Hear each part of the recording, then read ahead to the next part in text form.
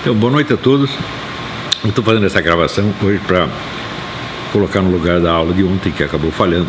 Houve uma falha técnica lamentável. E com as explicações que eu vou dar hoje, vocês vão entender até por que eu fiquei tão bravo da aula ser interrompida. Muito bem. Vamos começar pelo seguinte.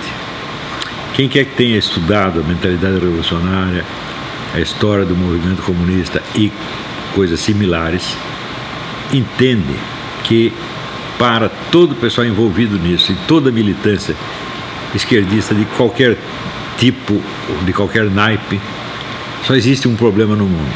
Eles acreditam que todos os males do mundo advêm do fato de que não são eles que estão no controle do processo.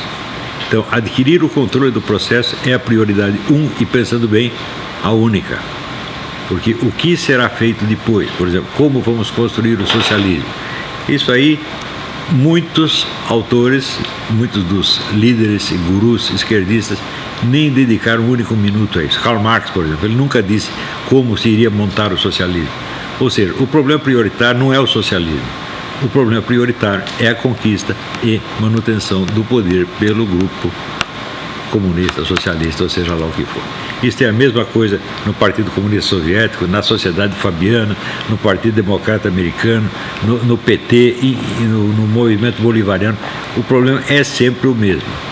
Então, quando eles não sentem que estão no poder, o sentimento de inconformidade deles é uma coisa assim inconsolável.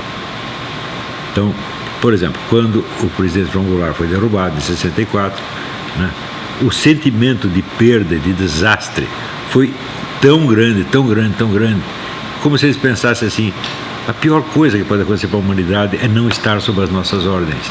Não há nada pior, não há inferno, não há guerra, não há miséria, não há doença, não há terremoto, nada é pior do que isto, estar sob as ordens de uma outra pessoa que não nós. Isto está tão profundamente arraigado na mente esquerdista que o número de meios que eles criaram para conquistar e manter o poder, a lista é quase interminável. E toda hora aparece um novo. Tá certo? E existe um no qual eu não prestei atenção no tempo devido, e que hoje é o grande risco. Nós estamos vivendo atualmente uma operação que pode anular completamente os efeitos de todas as derrotas que a esquerda teve nos últimos anos. Pode voltar tudo atrás, da maneira mais fácil e mais rápida, mediante uma nova estratégia. Eu sabia que a estratégia existia, mas não prestei muita atenção nela. E outro dia alguém me chamou a atenção para isso, e eu fui estudar o caso, e vi que a coisa é gravíssima. Então pensei o seguinte: no começo dos anos 90, entre os anos 80 e 90, eu bolei um esquema para neutralizar a hegemonia cultural e intelectual esquerdista. Bolei o esquema, coloquei em funcionamento e funcionou, deu certo. Só que levou 20 anos. Eu publiquei o livro Nova Era, Revolução Cultural, em 1993, e eu posso dizer que o começo da queda da hegemonia esquerdista foram os movimentos de 2013, quando o pessoal da esquerda montou aqueles movimentos contra o negócio do tarifa de ônibus, fizeram um rolo, e o povo espontaneamente ocupou o lugar deles. O povo saiu às ruas e expulsou os esquerdistas e fizeram sua própria manifestação. Então, o processo levou 20 anos. Era mais ou menos o que eu calculava, eu esperava até mais tempo.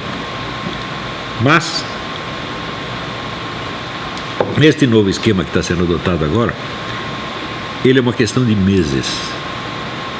Ou seja, ele pode ser posto em movimento de uma maneira muito fácil, não requer mobilização de massa, não requer grandes organizações, é tudo feito através de 9 pessoas, os juízes da Suprema Corte. Este processo foi descoberto, entre os anos 50 e 60 nos Estados Unidos. Quer dizer, você tomar posse do país por meio do aparelho judiciário, e só, através da mais alta corte. Esse esquema não é fácil, foi desenvolvido ao longo de muito tempo por John Rawls e pelo Ronald Dworkin, e hoje nos Estados Unidos isso é uma realidade. Quer dizer, a Suprema Corte legisla à vontade, faz o que quiser. Eu observei isso mais nos Estados Unidos. Eu não me preocupei muito com o que estava acontecendo na Suprema Corte brasileira. Me parecia apenas que os juízes estavam vendidos ao PT. Mas a coisa é muito pior. Quer dizer, o esquema de apropriação do país pela Suprema Corte já está em avançada fase de realização. E nós temos o quê? Alguns meses para reagir contra isso. Então, eu penso, bom, da outra vez eu tive 20 anos para agir, né? Agora nós não temos. E é por isso que eu fiquei tão bravo quando pifou a transmissão ontem. O senso de urgência que eu tenho disso é uma coisa absolutamente desesperadora. Também o fato é o seguinte, eu não tenho, vamos dizer, para me preparar para enfrentar esse negócio, eu não tenho o tempo que eu tive para fazer o outro esquema. Eu posso dizer, por exemplo, para a década de 80, 90, eu passei todo dia estudando isso, e quando soltei o livro Nova Era, Revolução Cultural, eu já sabia tudo que eu ia fazer, qual era o caminho a seguir, eu sabia mais ou menos tudo que ia dar. E eu acho que raramente houve um plano que desse tão certo assim. Foi simplesmente maravilhoso, reconfortante ver isso, né? A esquerda, até então, até o começo dos anos 90, ela tinha o controle monopolístico da cultura, da universidade, da mídia, da política partidária, porque não havia um partido de direita, e dos movimentos de rua.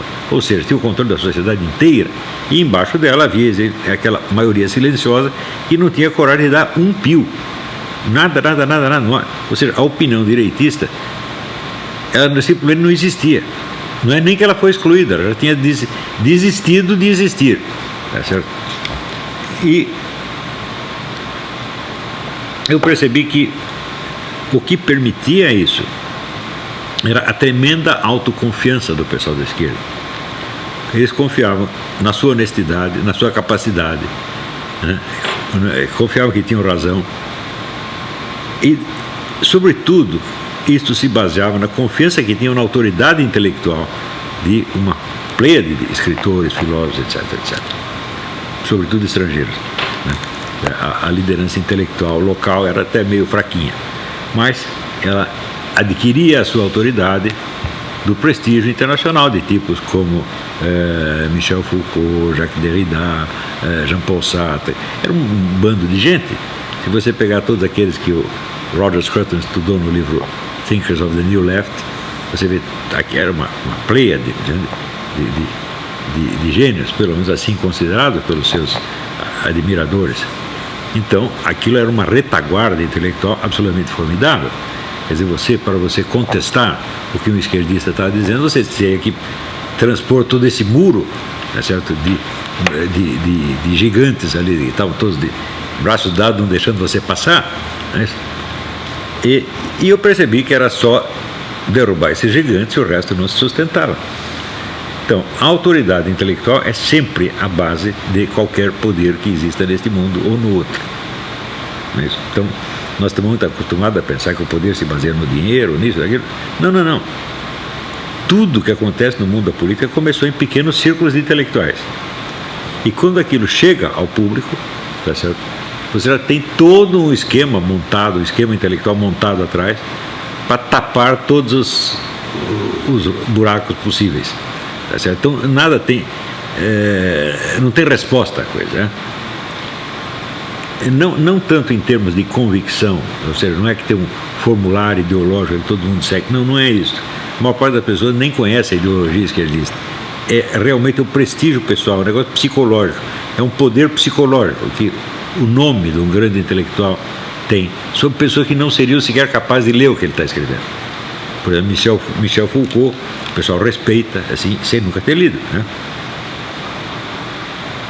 Se você ler com atenção, o seu respeito pelo menos diminui.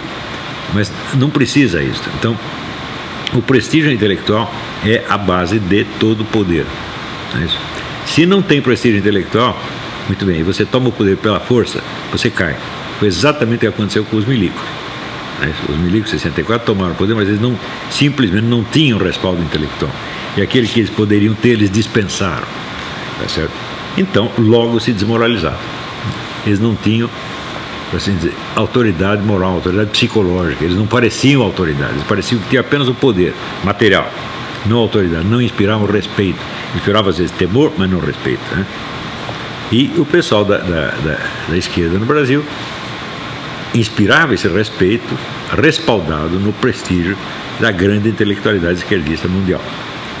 E eu percebi que era só você derrubar esses ídolos e acontecia que as pessoas perdiam a sua autoconfiança, ficavam com medo, assim como uma criança que se perde do pai no meio da rua.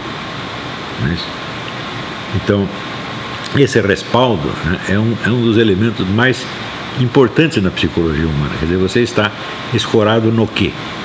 Né? Quem garante a sua integridade psicológica, né? Quem garante a sua coragem, né? Qual é a fonte da sua coragem? A hora que você quebra esses totens, por assim dizer, a coragem vai embora. E daí acontece aquilo que dizia Lenin, quer dizer, que o principal na guerra é fazer o inimigo perder o desejo de combater, desencorajá-lo. Tá certo? Pensei muito como fazer isso e vi o seguinte: todo o pessoal direitista, conservador, dialogava, debatia com a turma da esquerda na base do confronto de ideias, mas respeitando a integridade intelectual do outro. Integridade intelectual que justamente não existia. Então isso quer dizer, quando um direitista contestava as ideias de um esquerdista, ele ao mesmo tempo o honrava, reconhecendo-o como intelectual legítimo, coisa que ele não é, né? Então, por exemplo, para mim, eu não tenho a menor dúvida de que um sujeito como Michel Foucault, ele é apenas um charlatão e um louco, né? Nada do que ele escreveu tem o menor valor, nada. Né? Outro dia mesmo, eu vi um depoimento de um filósofo que eu conheceu bem, o Georges Magnard, né? E ele conheceu muito bem o Foucault na juventude. Ele disse: o Foucault, ele tinha horror da palavra paternidade, ele tinha horror de ser filho de alguém, ele não suportava esta ideia. Como é que ele queria existir então, né? Então ele tinha que existir baseado na hipótese de que ele surgiu de uma outra maneira. Isso é coisa de maluca, evidentemente, né? Então, que respeito a gente pode ter por isso? Nada, isso não é para ter respeito. Assim como você não respeita uma doença mental. Eu não posso dizer, não, a sua esquizofrenia é intocável, não vou mexer nela. Isso aí não existe. Eu falei, bom, então toda a polêmica conservadora, liberal, anti-esquerdista está toda errada. Porque você tem impugnar a validade da presença dessas pessoas no confronto intelectual, falando, não, você não tem condições de você entrar num debate intelectual. Isso não se aplica a todos os esquerdistas. Tem alguns que, mesmo sendo vigaristas, como Georg Lukács, tem o seu elemento de vigarice, mas ele é um oponente legítimo, como acho que Antônio Negri é um oponente legítimo, tá certo? Quer dizer, ou seja, é um intelectual, ele produz trabalho teórico de valor importante, pode estar errado. Então, aí o confronto é intelectual. Mas não me parece que com a maioria dos intelectuais de esquerda seja esse o problema. Então, o que está errado não é a teoria, o que está errado é ele, né? Assim como no debate com João Pedro Stedley, né, que eu tive na Bienal do livro Rio Grande do Sul, eu falei, eu não vou discutir as metas e o programa do seu movimento. Eu nem o conheço direito, mas eu conheço bem esse seu líder e sei que ele não presta. Tá certo? Por quê? Porque ele é um charlatão, ele escreve uma coisa que ele mesmo sabe que é mentira e depois repete outra que ele também sabe que é mentira. Por exemplo, ele disse, chegou lá e disse, todos os líderes das ligas camponesas foram assassinados pelo regime 64. Eu falei, porra, mas está escrito aqui no seu livro que foi em 1963. Quer dizer, você está enganando as pessoas duas vezes, né? E assim por diante, né? Existe um estado de violência endêmica no campo brasileiro. Daí eu olhava, ele mesmo dava no livro a estatística dos crimes, assassinatos no campo. Então, por exemplo, 1993, 30 assassinatos. 1997, 28 assassinatos. Falei, isso aqui não dá para competir com uma delegacia de bairro no Rio de Janeiro. Então, o campo é a região mais pacífica do Brasil. A única que faz arruaça lá são vocês mesmos. Né? E assim por diante. O cara saiu de lá dizendo, se eu soubesse que ia ser tratado assim, eu não viria. Quer dizer, não é para vir mesmo. Muito bem, depois desse tempo desse debate, ele ficou quietinho por vários anos. Isso tira a vontade do sujeito combater. Teve um homem que, presidente da SBPC, depois de confronto comigo, ele desistiu da carreira científica, foi ser plantador de alface no Rio Grande. Falei, agora está certo, arrumou uma profissão honesta, hein? Parou de vigarice. É isso que tem que fazer. E foi isso que eu fiz no Imbecil Coletivo. Então, você tem que escrever dos casos num tom, assim, ferozmente realista, dizer a coisa como é mesmo, e sem respeito pela pessoa. Olha, o respeito se conquista. O respeito não é, como é que se diz, um direito inalienável, que você nasce com isso. Quer dizer, só porque o sujeito nasceu, ele tem que ser respeitado como intelectual. Fala, faz favor. Né? E a coisa funcionou. A partir eles não tiveram a coragem de reagir intelectualmente à coisa, porque aquilo os tocava psicologicamente, não só intelectualmente. Ali começou a queda da esquerda. E foi, aos poucos, né? Eles foram desistindo da luta. Quando o sujeito começa apenas a xingar, reclamar, tá, ele já perdeu. Não tem o confronto intelectual, já perdeu. Muito bem.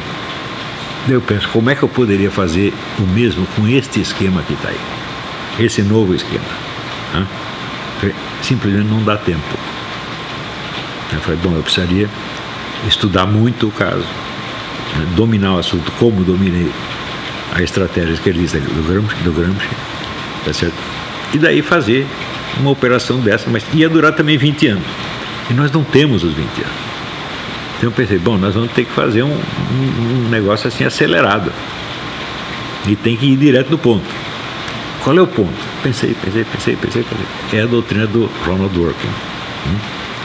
É a concepção de justiça do Ronald Dworkin está por trás de toda esta imensa cara de pau, dessa desfaçatez dos nossos juízes, que não só legislam, como legislam em causa própria. O juiz não pode legislar, está lá para aplicar a lei, não para inventá-la, tá certo? Eles inventam tudo e fazem isso em benefício próprio, em benefício do seu partido. É uma coisa, é um descaramento tão grande. Eu os considero todos criminosos, tá certo? E eu acho que o certo seria tirá-los de lá a pontapé, quer dizer, o povo invadir e tirar os caras na tapa, você sai daqui. Isso seria o certo. Mas como não vai fazer isso, e eu não tenho pessoalmente os meios de fazer, então eu falo, bom, eu vou ter que ir pela mesma estratégia do combate intelectual, como eu fiz no outro caso. E, felizmente,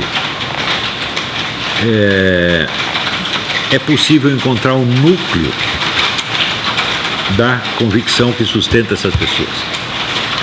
E essa convicção é a teoria do Ronald Dworkin a respeito da função da justiça.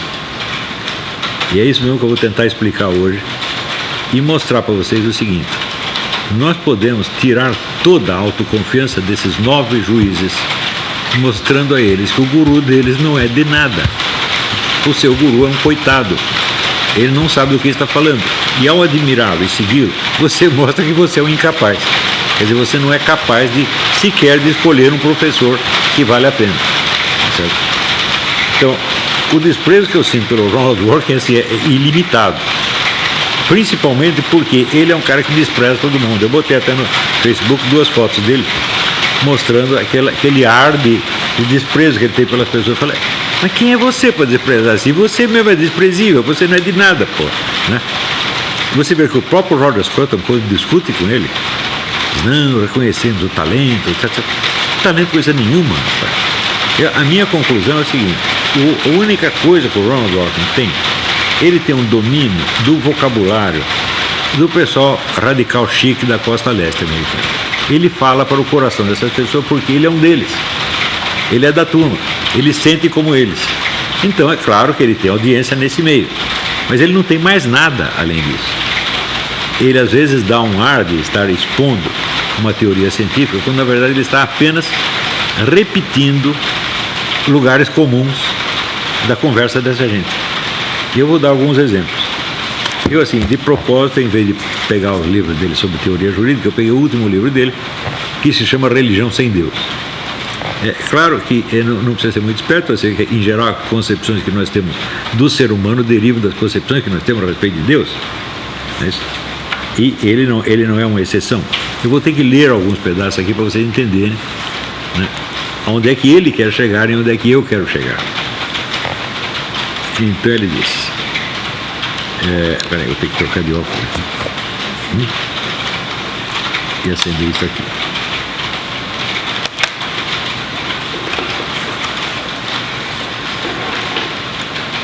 A religião é uma cosmovisão profunda, distinta e abrangente, que ela assegura que valores objetivos e inerentes permeiam tudo, que o universo e as criaturas inspiram respeito, que a vida humana tem um propósito e que o universo tem uma ordem. Uma crença num Deus é apenas uma manifestação possível ou uma consequência dessa profunda cosmovisão. Ou seja, ele define o espírito religioso por esses valores. Né? Existe um sentido na vida, né? O ser humano merece respeito, blá, blá, blá. E ele diz, entre as várias manifestações disso, existe a crença num Deus, mas existem outras manifestações. É claro, os deuses serviram a muitos propósitos humanos.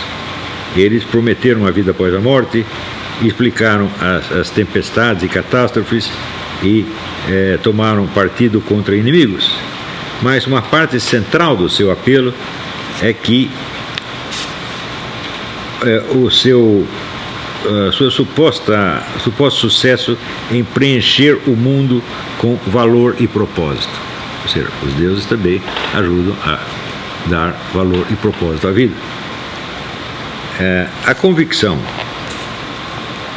de que um Deus subjaz ao valor, no entanto, como eu vou argumentar, pressupõe um compromisso anterior e independente com a realidade desse valor.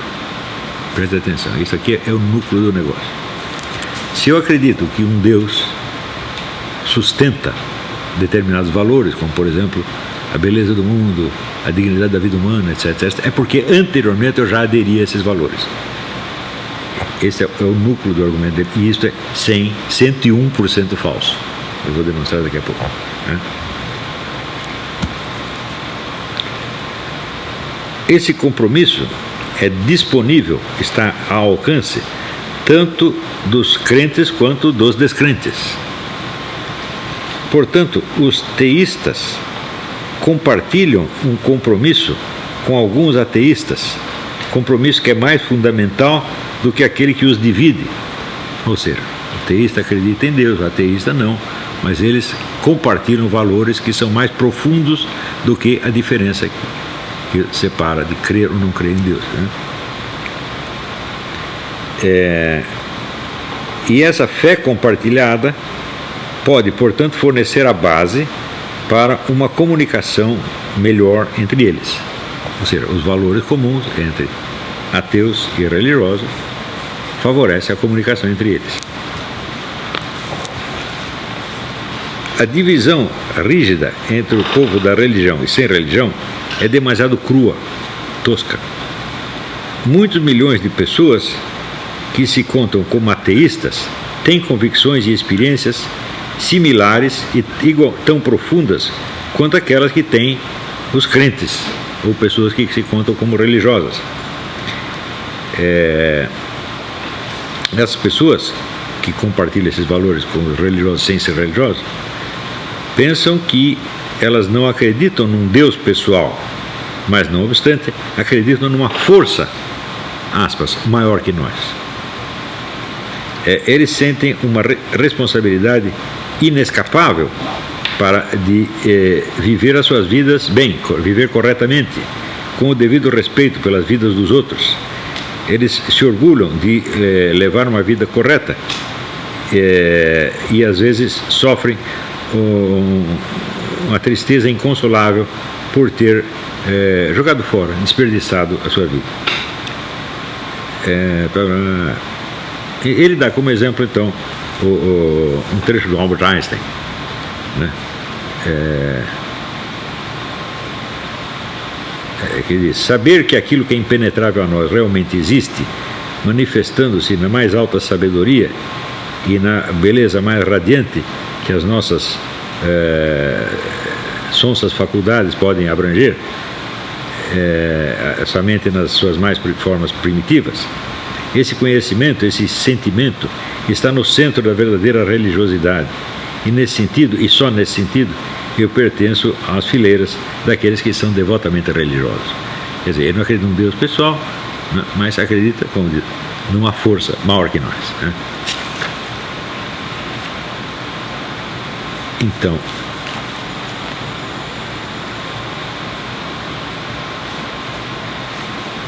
ele, como exemplo de que existe uma religiosidade ateística tão respeitável quanto qualquer outra religião, ele dá um exemplo da Suprema Corte. Ele diz que existe, na época de guerra, existe um negócio chamado objeção de consciência. Quer dizer, por exemplo, os Quakers não podem fazer guerra. Então, se ele é convocado para ir na guerra, ele faz uma coisa que se chama objeção de consciência. Eu não posso participar da guerra porque a minha religião não permite.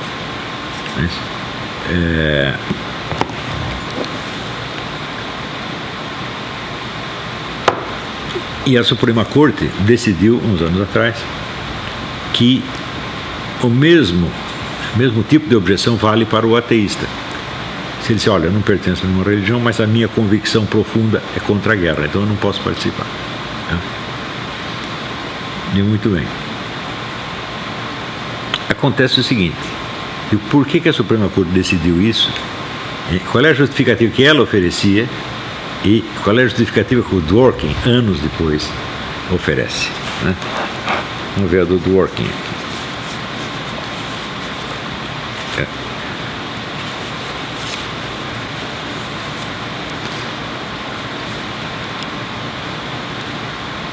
Não argumento que não existe um Deus pessoal que fez os céus e ama as criaturas.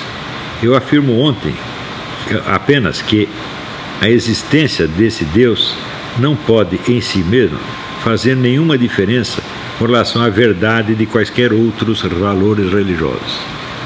Ou seja, Deus existir ou não existir é indiferente, vamos dizer, aos valores religiosos, os quais podem ser os mesmos no ateu e no crente. Então, é assim que ele justifica a sentença da Suprema Corte. Mas foi isso que a Suprema Corte disse? Que não faz diferença? Não. Ela apenas achou que ela não tinha o direito de interferir na consciência individual. Ou seja, ela agiu por prudência e por abstenção, não por esta afirmação aqui. Essa afirmação positiva, ela dá um salto imenso, né? Não faz diferença você ter a religião ou não ter, do ponto de vista dos valores. Então, os valores que você compartilha estão acima da religião. Ora, que valores são esses? São os valores da sociedade laica, né? Então, esses valores já estão acima da religião. Então, note bem, a liberdade religiosa nos Estados Unidos começou quando o parlamento decidiu que não ia legislar sobre isto. Então não há lei sobre a liberdade religiosa. Nós não temos autoridade para nos meter nisso. Do mesmo modo, a liberdade de imprensa. Este Congresso não legislará sobre a liberdade de imprensa. O Dworkin vira o negócio de cabeça para baixo, né? Diz, nós não faz diferença a sua religião porque nós estamos acima, né? Então é o mecanismo que eu, sob outros aspectos, eu estudei no Jardim das Aflições. Como é que o laicismo se torna, ele começa como uma abstinência, uma questão de prudência, e se torna em seguida um novo dogma, tá certo? Muito mais exigente, abrangente e tirânico do que qualquer dogma anterior, que é exatamente o que ele está fazendo aqui. Só que daí ele tira mais conclusões ainda, né? O que ele está dizendo é o seguinte: o fato de a Suprema Corte ter reconhecido o valor da religiosidade ateística tem valor cognitivo, né? Ela afirma que há valores ateísticos iguais ou superiores ao da religião. Mas ela nunca disse isso. Ela disse apenas que não ia forçar o sujeito, o ateu, a ir para a guerra, caso ele dissesse que isso contraria os seus valores. Ela não precisa saber que valores são esses. Ela não está proclamando a validade de entrar no terreno da consciência individual.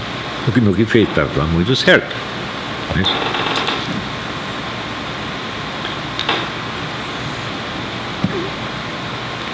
Então, há um outro aspecto na filosofia jurídica do Ronald Dworkin, que não está nesse livro, está no livro Império da Lei. Há dois outros aspectos. Em primeiro, ele diz que a função fundamental do juiz não é aplicar a lei, é interpretá-la. Bom, um texto só requer interpretação se ele não tem um sentido óbvio e imediato. Não é isso? Existem leis que são ambíguas ou situações que são obscuras. E aí, de fato, o juiz tem que interpretar.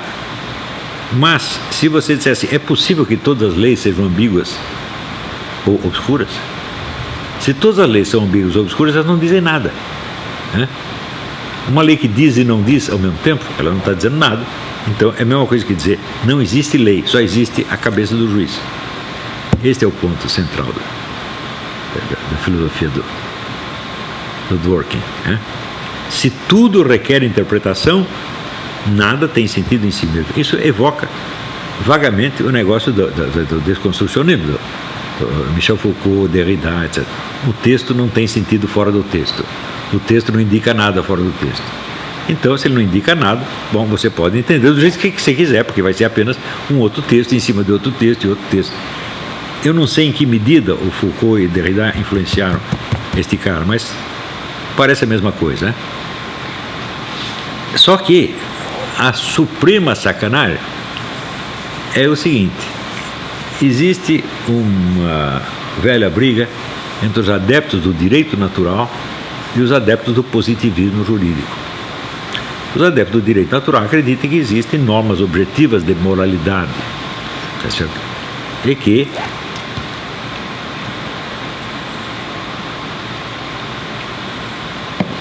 o juiz deve interpretar as leis de acordo com essa moralidade estabelecida. Né? Ela não pode, vamos dizer, aplicar mecanicamente, né, uma lei que viole a consciência das pessoas. Tá certo? Mas, para o positivista jurídico, só existe aquilo que está na lei escrita. Tá certo? E o Dworkin toma partido da lei natural, do direito natural. E ele diz o seguinte: acima da lei existem os princípios, e tudo deve ser interpretado de acordo com os princípios. Mas que princípios são esses? Para ele são os princípios da sociedade democrática laica moderna. Então, é o politicamente correto, é o abortismo, é o feminismo, etc, etc, etc. Né? Isso não está nas leis, nada disso é lei, mas são os princípios eternos e sagrados. Então, qual é o princípio eterno e sagrado? O juiz faz o que quiser. Né? E incumbe a ele, como outro dia um juiz brasileiro disse que incumbe a Suprema Corte decidir todas as questões jurídicas, políticas, econômicas, sociais e morais. Né? Então eles demitiram Deus, e tem 9 deuses lá, eles decidem tudo. É isto que está sendo aplicado no Brasil. E é por isso que é importante analisar o Dworkin. Porque o Dworkin é o sacerdote desse culto. Ele é o fundador e sacerdote desse culto, que é o culto deles mesmos, se você pensar. Né? Quer dizer, o juiz é o intérprete de tudo, é o analista de tudo, e como disse um deles, acho que o Barroso disse, acima de nós não há nada. Ele não disse nem que existe Deus. Quer dizer, os reis diziam, acima de mim só Deus. Mas pelo menos tem alguma coisa lá em cima. Mas o juiz não tem nada, não tem nem Deus para limitá-los. Né? Então, eles são deuses. Ora, aqui nos Estados Unidos já houve vários livros sobre isso. Tem o livro do juiz napolitano, que chama Homens de Preto, uma coisa assim. Eles estão denunciando esta usurpação judicial faz anos, tá certo? Mas mesmo aqui, essa usurpação judicial é muito mais complexa. O sistema judicial americano é muito mais complexo. Então os abusos deles são, frequentemente, um juiz limita os abusos dos outros, coisa mais complicada. Mas no Brasil então está fácil. O STF pode tudo, ele pode fazer o que quiser, e ele já está fazendo. Então, nos próximos dias ou meses, ele vai aprovar o aborto, contra as leis e contra a opinião do povo brasileiro. O povo brasileiro já se manifestou maciçamente contra a liberação do aborto, mas daí vem os 9 velhinhos e autorizam, e daí está acabado. Ou seja, esses 9 podem não apenas mais do que o poder legislativo e o poder executivo, podem mais do que o povo. A opinião deles pesa mais do que a opinião do povo inteiro. Acho que o Barroso disse até isso. Falou, não interessa se o povo quer isso ou aquilo. Tá certo? Nós, uma vez que somos empossados no cargo, nós não devemos satisfações a ninguém. O que é isso aí? Ronald Reagan. Porque nós aqui representamos não a lei, representamos os princípios que estão acima da lei. E os princípios são exatamente esses nos quais o Dworkin acredita. Então, inventaram um jeito de tomar o poder por um esquema muito mais simples do que o do Antônio Gramsci, porque toma através do sistema judiciário. Então, eu não sei se vocês entenderam essa explicação, mas o principal é mostrar a esses camaradas o seguinte: ó, essa segurança que vocês têm está toda baseada no Dworkin, e o Dworkin é um coitado. Por exemplo, ele fala de religião e ele confunde, essa é a confusão mais, fala como Aristóteles, confunde a ordem do ser com a ordem do conhecer. Então, ele confunde o que as pessoas pensam de Deus, o que elas dizem de Deus, o que elas creem de Deus, com aquilo que Deus é realmente. Agora, se existe uma religião, é porque ela se reporta a um Deus que não se limita a ser objeto de crença. Deus faz alguma coisa, Deus age. Se ele não age, então acreditar nele é uma bobagem. Não é isso? Então, um Deus cuja modalidade de existência consiste em ser crido. Existe isso? Não, isso é absolutamente impensável. Não é isso? Quer dizer, Deus não é só objeto de crença, ele é um sujeito ativo. Ou então, não dá para acreditar nele. Isso quer dizer, todo mundo que acredita em Deus, acredita num Deus que age, que não é só objeto de crença. Essa distinção elementar escapa totalmente a este sujeito, que é uma coisa assim que um estudante principiante tem que entender isso aí. Não é isso? Então, por exemplo, você acredita que Moisés subiu no Monte Sinai e falou com Deus? Eu acredito. E Deus não falou nada? É só você que acredita? Ou você acredita também que o próprio Deus falou, foi só Moisés que falou? Então está faltando a noção, vamos dizer, de Deus como agente. Você pode até não acreditar que Deus exista, e portanto não acredita que ele seja um agente, mas você tem que compreender que é inerente ao conceito de religião o fato de Deus ser um agente. Então você não pode fazer abstração disso e reduzir Deus a um objeto de crença, porque até como objeto de crença, ele é objeto de crença enquanto agente, e não apenas como objeto. Não é isso? Então, por exemplo, eu acredito que 2 mais 2 é 4. Mas 2 mais 2 é 4 não é um sujeito agente, é apenas uma relação numérica. Ela não age por si. Tá certo? Então, você acreditar em Deus assim não é acreditar em Deus. Segundo lugar, as pessoas que dizem, eu não acredito num Deus pessoal, mas acredito numa força. Ora, o Deus do Islã não é um Deus pessoal. Ele é um Deus abstrato, universal. Tanto que Allah não quer dizer Deus, quer dizer a divindade. Al, artigo, lá. Então, o Deus pessoal não existe para eles.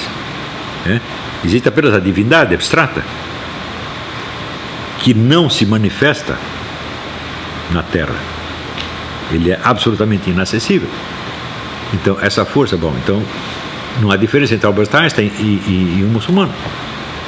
Como é que você não leva isso em conta? Você não leva em conta porque você não sabe. Outra coisa, existe a religião sem Deus? Existe, o budismo é uma religião sem Deus. E é uma religião com os seus ritos, as suas obrigações, etc, etc. Não é uma coisa informal como a suposta religião ateística, que é apenas subjetiva. Então, como é que fica o caso? Quer dizer, um estudo sério disso tem que levar essas diferenças em conta. Em terceiro lugar, esses valores que você diz que são idênticos entre os crentes e os descrentes, isso de fato existe. Mas existe agora na sociedade em que você está e no meio que você frequenta. Isso sempre existiu? Não.